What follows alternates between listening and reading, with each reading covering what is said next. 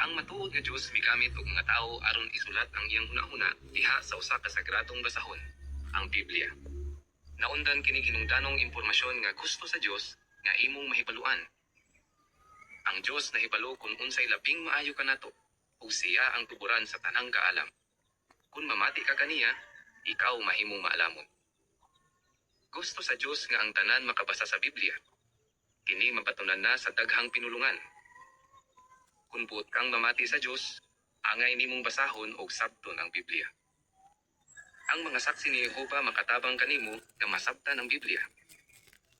Sa tibuok yuta, sila nagtudlo sa kamatuoran bahin sa Dios. Ang ilang pagpanudlo walay bayad. Makakaton ka usab bahin sa Dios diha sa Kingdom Hall sa mga saksi ni Jehova. Ang pulong sa Dios maoy kamatuoran. Juan 17:17. Nganong makasalig kita sa Dios? Números 23:19. Sa pagsumaryo, ang Dios nagigsulti kanato pinaagi sa Biblia. Ang ikaduhang Timoteo 3:16 nagingon, ang tibuok kasulatan inspirado sa Dios ug mapuslanon sa pagpanudlo, sa pagpamadlong, sa pagpanulit sa mga butang, sa pagdisiplina diha sa pagkamatarong. Ang mga tao sa tanang dapit namati sa Dios.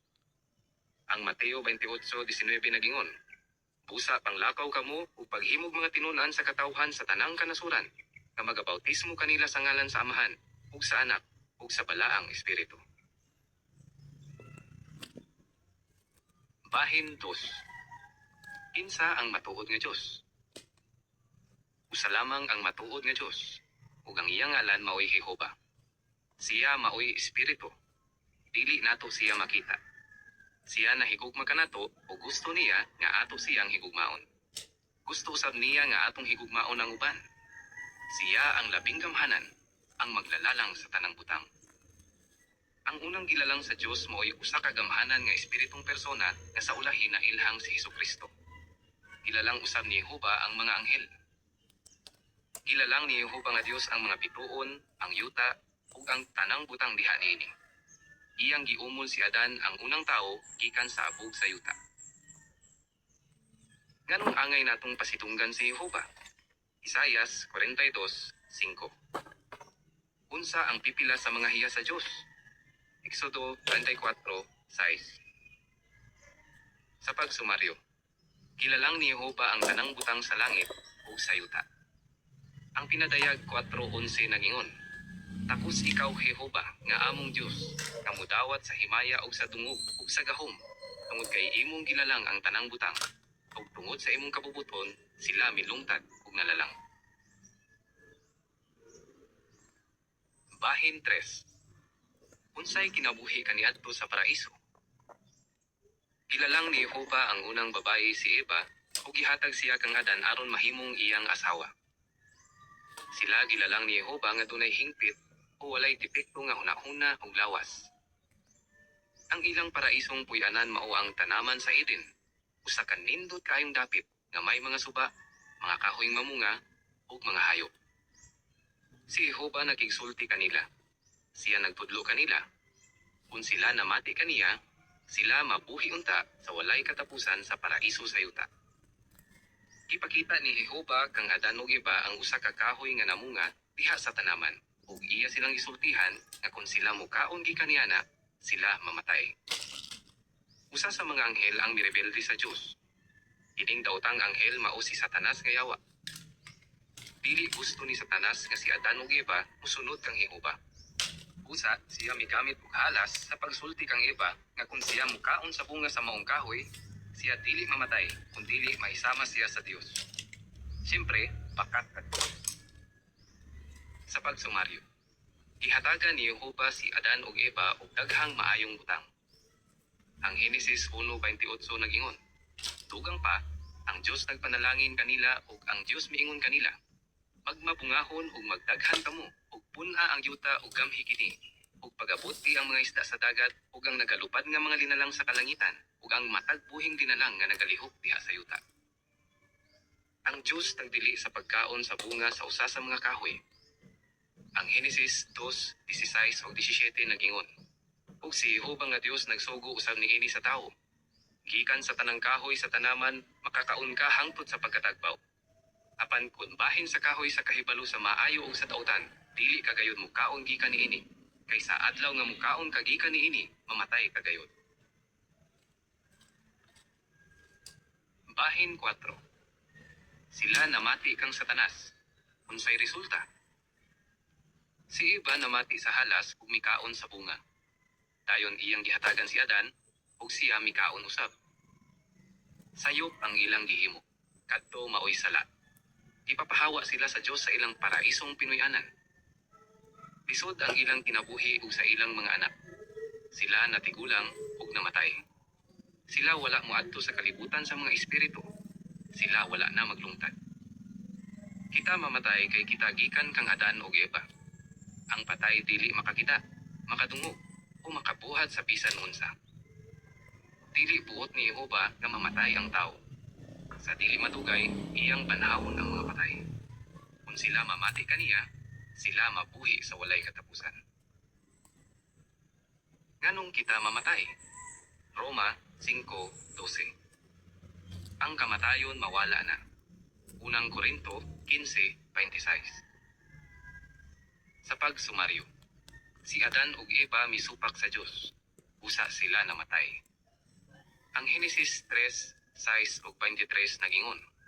Niana nakita sa babayi nga ang kahoy maayong kanon nga kini takos panganduyon sa mga mata. Oo, ang kahoy tilinguhaong tanawon. Usa siya mikuha sa bunga niini ug mikaon niini. Umani ana, siya mihatag usab og pipila sa iyang bana sa dihang nahiuban na kaniya ug siya mikaon niini. Di ana si Jehova nga Dios nagpapahawa kaniya gikan sa tanaman sa Eden aron sa pagtikad sa yuta nga gikan niana siya gikuha. Ang patay walay kinabuhi sama sa abo. Ang Henesis 3:19 nagingon, sa singot sa imong naong ikaw makakaon sa tinapay, hangtod nga ikaw mobalik sa yuta, kay gikan niini ikaw gikuha. Kay abog ikaw ug sa abog ikaw mopauli. Bahin 5. Ang dakong lunok, kinsay namati, kinsay wala. Si Adan ug Eva nakabatog mga anak, ug ang mga tao misanay sa yuta. Sa ulahi, ang pipila ka anghel mituyog kang Satanas sa pagrebelde. Sila nanaog sa yuta ug nagsulob og lawas sa mga lalaki aron makigminyo sa mga babae. Ang mga babae nanganak og labaw tawhanong mga anak nga mapintas og kusgan. Ang kalibutan napunog daotang mga tao.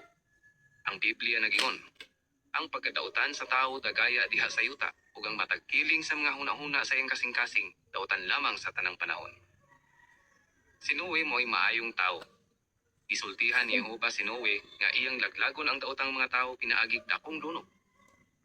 Kisultihan usab sa Dios si Noe nga maghimog dakong barko nga tawgon og arka ug pasudlon ang iyang pamilya ug ang tanang matang sa hayop. Ipasidan-an ni Noe ang mga tao sa nagsingabot nga lunok, apan sila wala mamati. Ang uban nasuko ug nagbiay-biay kaniya. Sa dihang nahuman ang arka, ipasulod ni Noe ang mga hayop.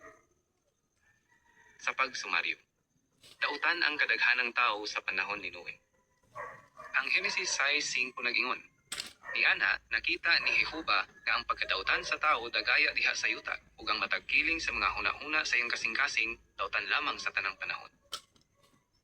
Si Noe namati sa Dios ug naghimog arka. Ang Henesis 6:13, 14, 18, 19 ug 22 nagingon, humani ana ang Dios miingon kang Noe, ang katapusan sa tanang unod miabot sa akong atubangan, tungod kay ang yuta na puno sa kapintasan gumikan kanila. Ug aniya, laglagon ko sila uban sa yuta. Paghimo alang kanimo og usa ka arka gikan sa kahoyng salungon. Maghimo ka og mga lawak diha sa arka, ug buliti kining alkitran sa sulod ug sa gawas. Ug himuon ko ang akong pakigsaad uban kanimo. Ug ikaw kinahanglang mosulod sa arka, ikaw ug ang imong mga anak nga lalaki, ug ang imong asawa, ug ang mga asawa sa imong mga anak nga lalaki uban kanimo. Ug sa matagbuhing dinalang sa matagmatang sa unod, nga tinagurha, isulod mo sa arka aron sa pagtipig kanila nga buhi uban kanimo. Laki ug bayi kini sila. Ug gibuhat ni Noe ang sumala sa tanan nga gisugo sa Dios kaniya. Gibuhat niya ang ingon gayud. Bahin 6. Unsay atong makatunan sa dakong lunok? Mibunok ang ulan sa 40 ka adlaw ug 40 ka gabi ug ang tubig misanap sa tipok yuta. Ang tanang dautan namatay. Ang rebelyosong mga anghel mihukas sa ilang tawhanong lawas ug nahimong mga demonyo. Kadtong misulod sa arka naluwas. Bisan tuod si Noe ug ang iyang pamilya sa ngadto-ngadto namatay, sila banhawon sa Dios uban ang paglaom nga mabuhi sa walay katapusan. Si Satanas ug ang mga demonyo padayong nagpahisalaag sa mga tao. Sama sa adlaw ni Noe, daghan karon ang misalikway sa mahigugmaong paggiya ni Jehova. Sa dili madugay, naglago ni Jehova ang tanang dautan. Ang uban sama kang Noe. Sila namati ug nagtuman sa sugo sa Dios. Sila ang mga saksi ni Jehova. Pilia ang dalan padulong sa kinabuhi. Mateo 7:13 ug 14. Ang dautan pagalaglagon. Ang maagho makatagamtam og kalinaw. Salmo 37:10 ug 11. Sa pagsumaryo, gilaglag sa Dios ang mga dautan apan giluwas si Noe ug ang iyang pamilya. Ang Henesis 7:11, 12 ug 23 nagingon. Sa ikaunom kagatos ka tuig sa kinabuhi ni Noe, sa ikaduha nga bulan, sa ikanapulog pito ka adlaw sa bulan, niining adlawa ang tanang tuburan sa dakong halawom nga katubigan nangapuswang ug ang mga ganghaan sa tubig sa kalangitan nangapuksan. Ug ang pagbuntak sa ulan diha sa yuta nagpadayon sulod sa kapatan ka adlaw ug kapatan ka gabi. Sa ingon gipaphan niya ang tanang naglungtad nga butang nga diha sa naong sa yuta, gikan sa tawo hangtod sa mananap, hangtod sa nagalihok nga mananap, ug hangtod sa naglupad nga linalang sa kalangitan. Ug sila nangapapha gikan sa yuta. Ug si Noe lamang ug silang uban kaniya sa arka ang nagpabiling buhi. Ang Dios maglaglag na usab sa dautan ug magluwas sa matarong. Ang Mateo 24:37 hangtod 39 nag-ingon. Kay maingon kaniadto sa mga adlaw ni Noe, mao man usab unya ang presensya sa anak sa tao. Kay ingon nga sila niadtong mga adlaw sa wala pang baha, ang mga lalaki nangaon ug nanginom, nagminyo ug ang mga babaye gihatag sa kaminyoon, hangtod sa adlaw nga misulod si Noe sa arka. Ug wala sila magtagad hangtod nga miabot ang baha ug gibanla silang tanan. Mao man usab unya ang presensya sa anak sa tao.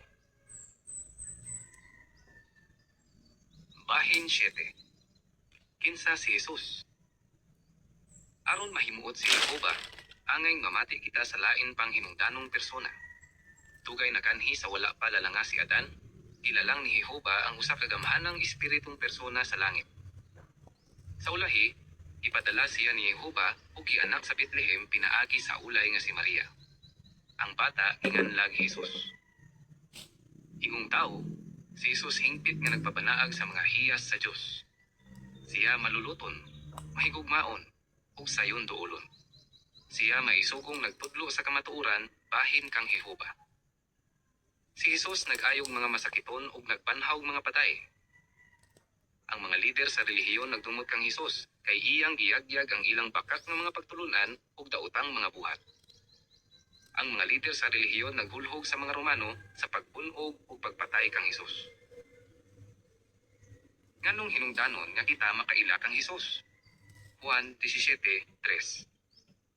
Unsay gihimo ni Jesus sa langit sa wala pa siya moanhi sa yuta. Kolosas 1:15 hangtod 17. Sa pagsumaryo, gipadala ni Jehova si Jesus dinhi sa yuta. Ang unang Juan 4:9 nag-ingon. Pinaagi niini ang gugma sa Dios gipadayag sa atong kahimtang. Tungod kay gipadala sa Dios ang iyang bugtong nga anak nganhi sa kalibutan aron kita makabaton og kinabuhi pinaagi kaniya. Si Jesus naghimog maayo apan gitumtan. Ang unang Pedro 2:21 hangtod 24 nag-ingon. Sa pagkatinuod, niini nga dalan kamo gipanagtawag. Tungod kay bisad si Kristo nag-antos alang kaninyo, nga nagbilin kaninyong sulundan aron kamo managsunod pag-ayos sa iyang mga tunog. Siya walay nahimong sala, di may nakaplagan nga limpong diha sa iyang baba. Sa gisultihan siya og pasipala, wala siya mobalos sa pagsultig pasipala. Sa nag-antos siya, wala siya manghulga. Apan nagpadayon sa pagpiyal sa iyang kaugalingon ngadto sa usa nga nagahukom sa pagkamatarong. Siya nagpas-an sa atong mga sala diha sa iyang kaugalingong lawas sa estaka, aron kita mamatay ngadto sa kasalanan ug mabuhi ngadto sa pagkamatarong. Ug pinaagi sa iyang mga labot kamo nangaayo. Bahin 8. Unsay kahulugan sa kamatayon ni Hesus alang kanimo? Tulo ka adlaw human mamatay si Hesus. Dihay mga babaeng mituaw sa iyang lubnganan apan wala na kini sunod. Gibanhaw ni Jehova si Hesus. Sa ulahi si Hesus nagpakita sa iyang mga apostoles. Gibanhaw ni Jehova si Hesus ingong gamhanan ug immortal nga espiritong linalang. Ang mga tinun-an ni Hesus nakakita kaniya nga mikayab sa langit. Unsay bayad sa sala? Roma 6:23. Gibuksan ni Hesus ang dalan nga motultol sa kinabuhing walay katapusan.